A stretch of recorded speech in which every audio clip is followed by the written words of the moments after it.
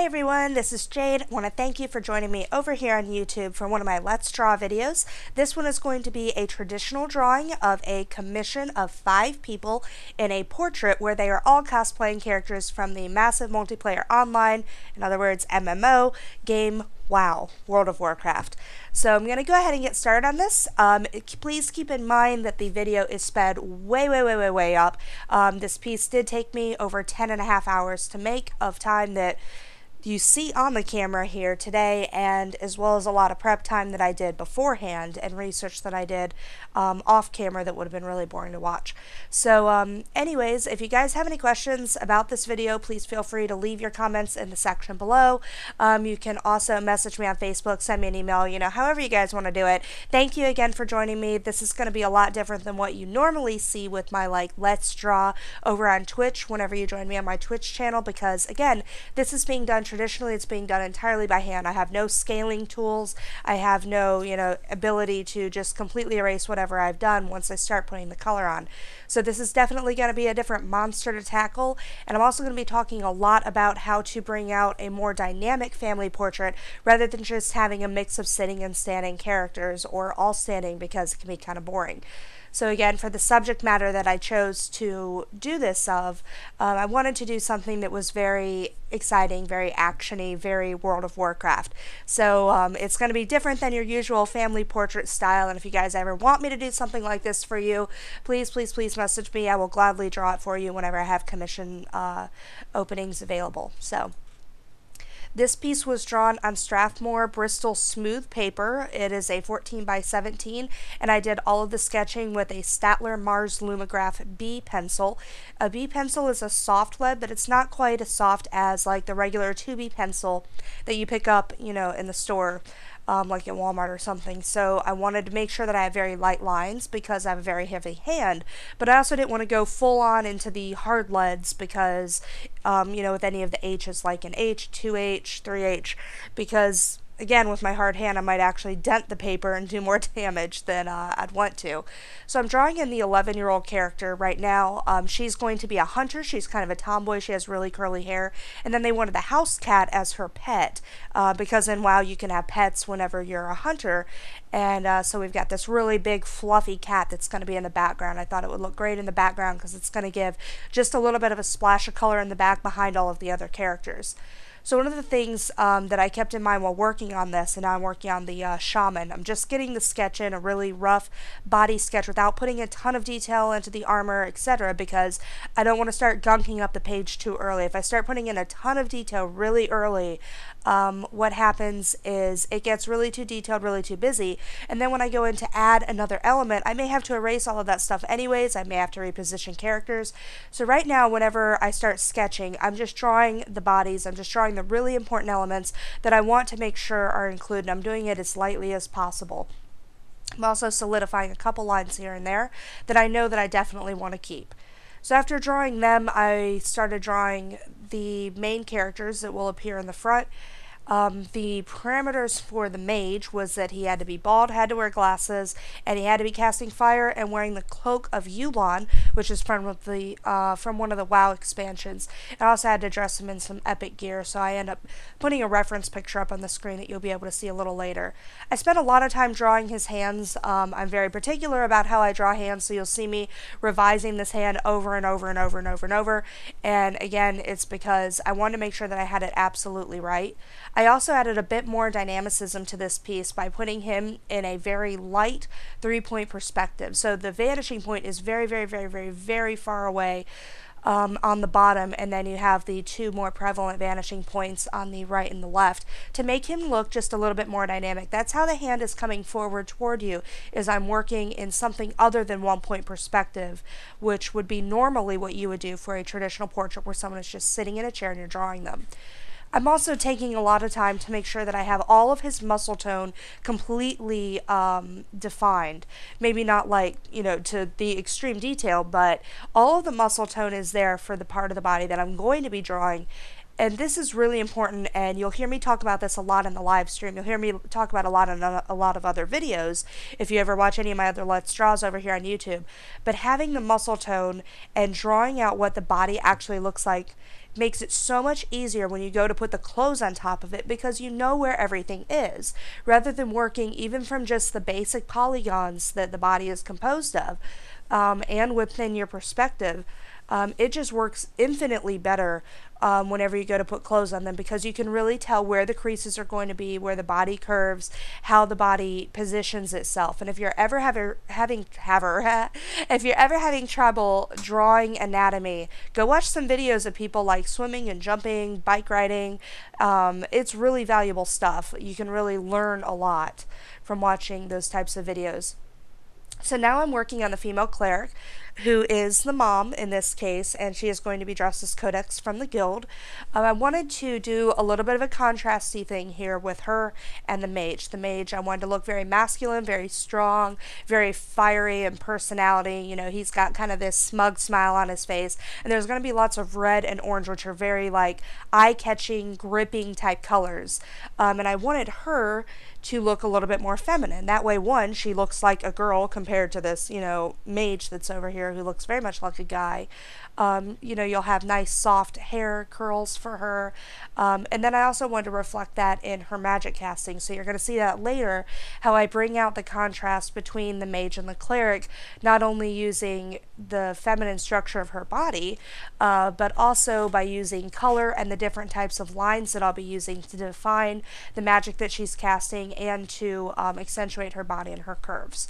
So again, hands are really important, anatomy is really important, and right now you're seeing me trying to fit these other characters into this picture, and I've realized at this point that I've actually left way too much room at the bottom. So I thought about putting it on the top, putting the two bigger characters on the top and the little ones on the bottom, but the more I started to visualize that off camera, it didn't make any sense to me. So I decided to transfer. So you're going to see me secure my paper. I'm figuring out where I want to position things before I put the transfer paper down. Taping the transfer paper down very firmly is really important, and then taping down your part that you're going to transfer as well, so that way it's secured. I'm tracing it with just a regular ballpoint pen. It's really a hard tip, so it stays quite nicely, and I'm also spacing out these characters a lot better. And I'm only keeping the essential lines. I'm not drawing in a lot of details. Again, you notice I still don't have any clothing on them. This is because whenever you're working with transfer paper, the more detail that you try to get in with the transfer paper, the worse it's going to come out. The more detail that you try to like trace back into your page.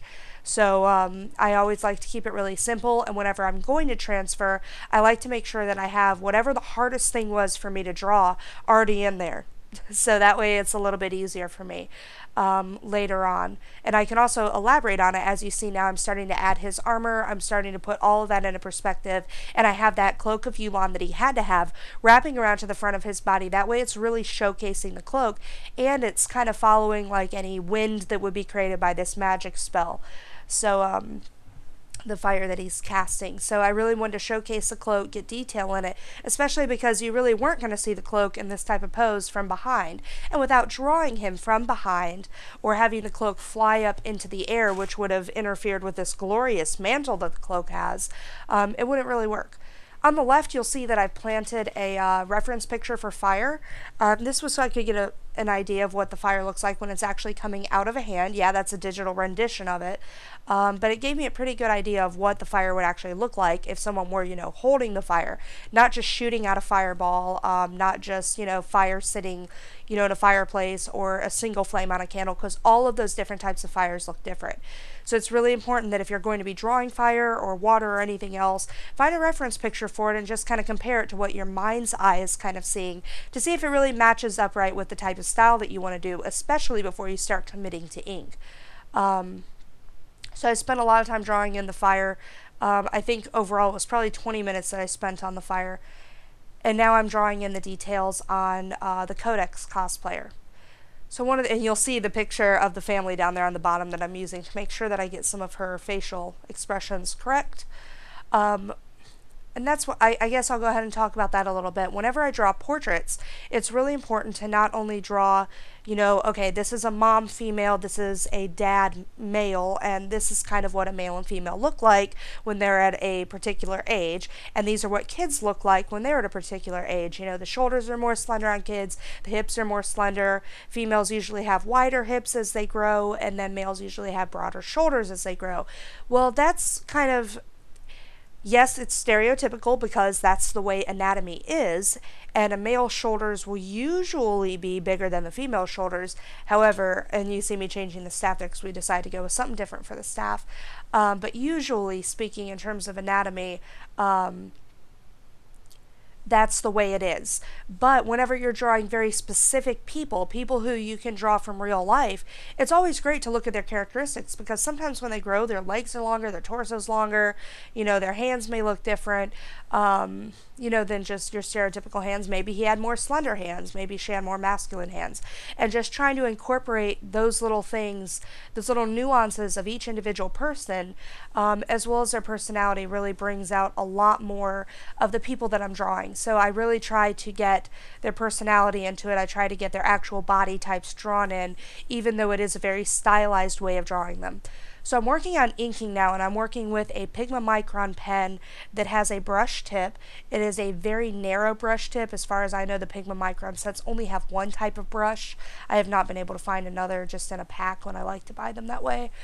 The reason I'm working with the brush is because I can get a lot more line depth, and it looks a lot more realistic. I can really get in more shadow where I need to have the shadow. I can trail the line off so that it's really light. Like if you look at the top of his head, the mage's head over on the right, you can see where his shadow is going to be is on the back of his head, and then it gets lighter, and which means a thinner line as you get closer toward the fire, and then again under the chin, much thicker black lines. Same thing goes for the Codex cosplayer on the left. Lots of thick lines, lots of, where there needs to be shadow, especially on the underhair, which is going to give that hair a different texture, even though it's waving on the winds of whatever magic she's casting. It's just way more interesting to have hair moving around rather than laying flat. So that's why her hair is kind of blowing around in the wind. Looks cooler. So by creating this texture on her hair by using very thin lines, I'm shading it in ahead of time so that I don't have to do as much of that with the markers when I get to coloring it. 2, I'm creating a different texture of her hair so that even though it's kind of billowing around like her magic is doing, and they have similar kind of arcs and curves since her hair is curly, it's going to give it a different flavor, which means when the viewer looks at it, they're not going to, even if the colors were similar, they're going to be able to tell that that's different. That's a different part of her, or that's something else, in which case it's hair. And then keeping her hair lighter on the top, darker on the bottom, provides a lot of shadow that I'm not going to have to put a ton of detail into earlier. The Copic markers, when you start trying to get really, really tiny detail, they're not as good at that, especially the sketch markers. They're kind of a set size, so whenever I have really tiny details, I like to bring that out in the pen work, as opposed to leaving it up to the Copic markers to put in that detail. That way I can just do some broader shading on the Copic markers, keep them nice and simple. Also prevents any excess bleed that might happen from the markers from blending them a lot.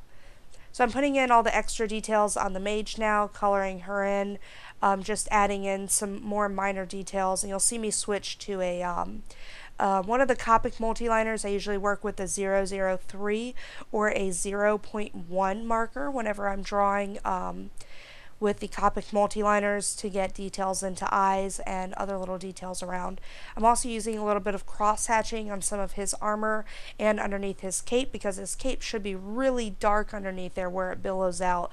So that's why you see that really heavy shadow. It's going to provide a really nice contrast later to the red, yellows, and orange coming off of the fire. I stayed away from blue on the fire for a reason. I was already going to have a lot of blue in the rest of the piece, and I didn't want to gunk it up. I didn't want it to look too too similar to the other elements in the piece. So at this point, even though I'm inking it, I'm already thinking about the color that I'm going to be doing. And whenever I was drawing it with pencil, I was thinking about the inks that I was going to be doing and where the darker lines were going to be and where the shadows were going to be and what's behind what. So I was already giving a lot of thought to the inks before I even started. So now you're going to see me try to transfer this the other kids behind, and at this point I'm starting to realize that they're still a little too big. They're still not going to quite fit in. If I had drawn them in there at the size that they were going to really kind of be imposing on the foreground, to be honest, and there would be too much detail and it would look too busy, and that's something I didn't want to happen. So you're going to see me try to reposition it again with more in mind to where the top of the paper is, and I'm trying to shrink up some of the characters by hand. I'm trying to get them drawn in smaller, and then I eventually just decided to scan it. I decided to draw it out myself. I still tried to do the middle character smaller, so you're going to see me bring her back out and put her back into her full-size body again, because I wasn't really happy with how small and chunky she looked. So this is where I'm going to really focus, not just on getting the body type of the kids, but also getting their personalities drawn in, making sure that I have their hair color, or not their hair color, but their hairstyles correct. The middle character that I'm working on now is going to be a shaman, so she's going to actually be casting her totems. That was one of the concepts I had for this piece, and I stuck with it. This also gives us 3 DPS. We have an 11-year-old hunter who's a night elf on the left, a Draenei shaman in the middle, and then the mage. So you have your 3 DPS for the dungeon, and then the little gnome, he's a little boy, I think he's like 5 or 6 years old. He is going to be a warrior, so he's going to tank for them. I always find it funny when you have really tiny tanks. And then Codex is obviously, the Codex cosplayer is the healer. So drawing all of this stuff in, I made sure that I got their personalities and started inking it. Again, these people are all cosplaying, so I'm not going to have any of the funny skin tones that you get because they would be cosplayers. The little one, the little female in the center, they want her to have a headband with the horns coming off rather than drawing the horns coming out of her head because she wouldn't look very human. So I put that in there also. And then their hair, again, going with the wind and kind of flying backwards. So I'm trying to give hints to this armor that's in the back while not putting as much detail into what I put into the mage. So most of the work is going to be done with color contrast. And I'm still not 100% happy with how the night elf came out in terms of the color. I wish I had done a brighter blue than I did. I did a very dark blue because I wanted her to look more like a hunter with the gear color, but in retrospect I wish I had done something a little lighter. I think she would have had a little bit more contrast. And then drawing in the Draenei, drawing the magic casting in the middle from her hands, really easy to do.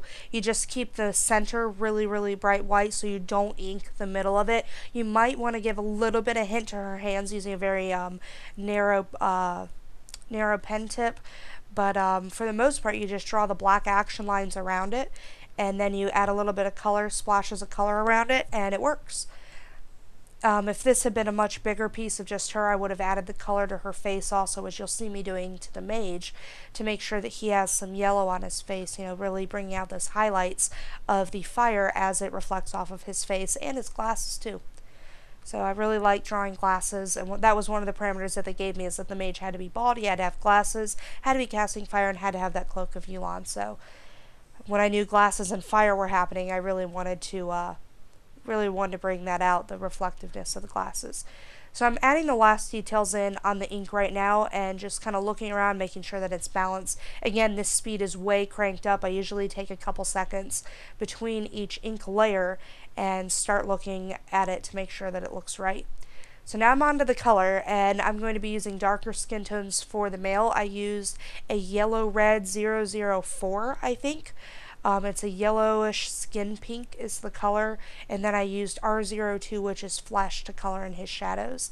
I also left kind of a squeaky white curve on the top of his head, and I'm using E00 and fruit pink, which is E02, on all the rest of the characters. I want him to have a little bit of a different skin color, especially because he's casting fire, which is much louder, much redder, so I want his skin to be a little bit redder too.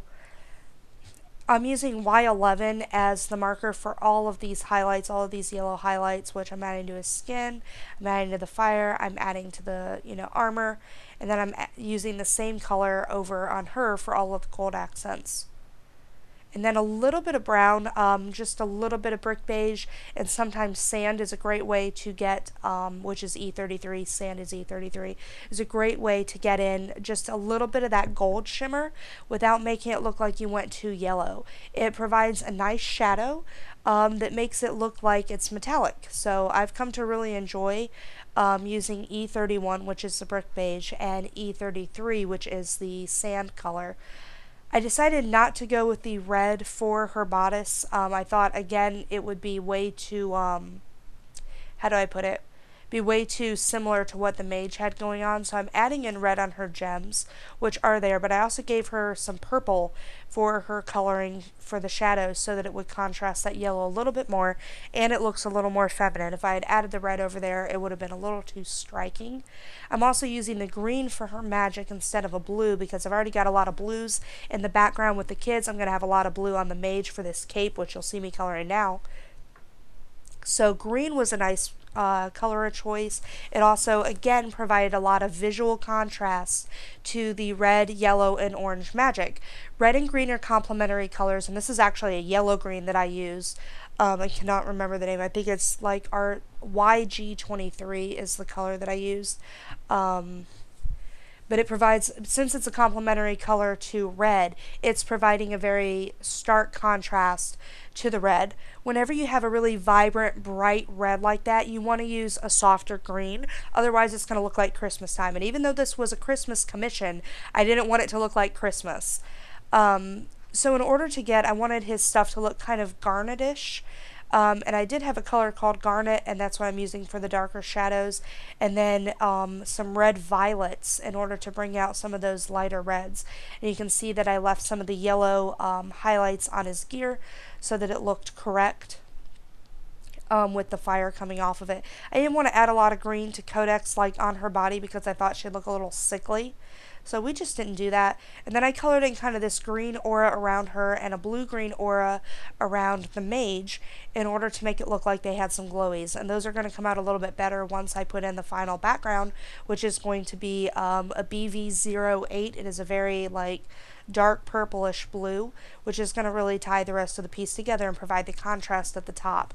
So I'm coloring in all of their hair now, I'm coloring in all of the gear, and again, I'm not putting a ton of detail. I'm using the very flat, basic colors to just kind of, provide a little bit of contrast to the front, give them some definition without putting a ton into the back, because the more you put into the back, the reference going to look compared to the front. So I wanted to keep it really simple.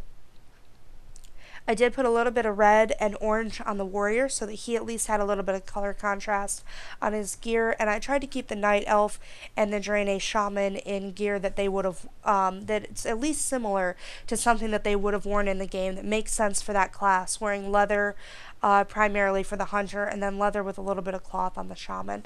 I also wanted to make her look a little feminine, so I gave her like a little skirt and some high boots that she's got her pants tucked into. So again, just continuing with touch-ups, and you see me adding a little bit of white paint here. This is just white, regular old acrylic paint that I'm adding to the top of it, and then adding in the purple. The white acrylic paint allows me to provide a little bit of contrast, make the whites a little brighter. I can also fix any errors that I had with it. I can't really color over it, again, with Copic, so really it's a finishing touch kind of thing. And then adding in all of this purple to add just a little bit more contrast, and then add in a little bit more white on top of some other parts just to make sure that they pop a little bit more. And then adding in some black around the cat just because it really needed a lot more contrast up by the night elf. And I'm finishing up her hair in the front. That was something I didn't want to do until I had all the other hair colors in. And that's it. So that's it for the speed drawing.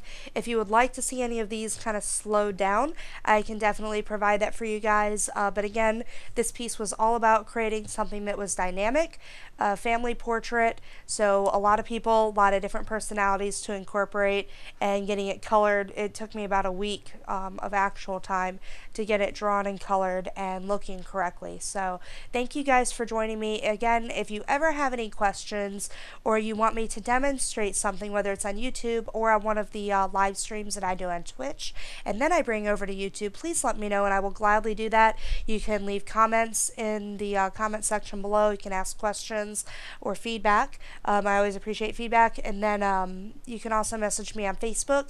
I am Bento Studios over on there, and you can also contact me at jade@bentostudios.com and check out my Twitch channel at twitch.tv/Bento Studios. I have all those social networking links below, and thank you guys again for all the support. I really appreciate it.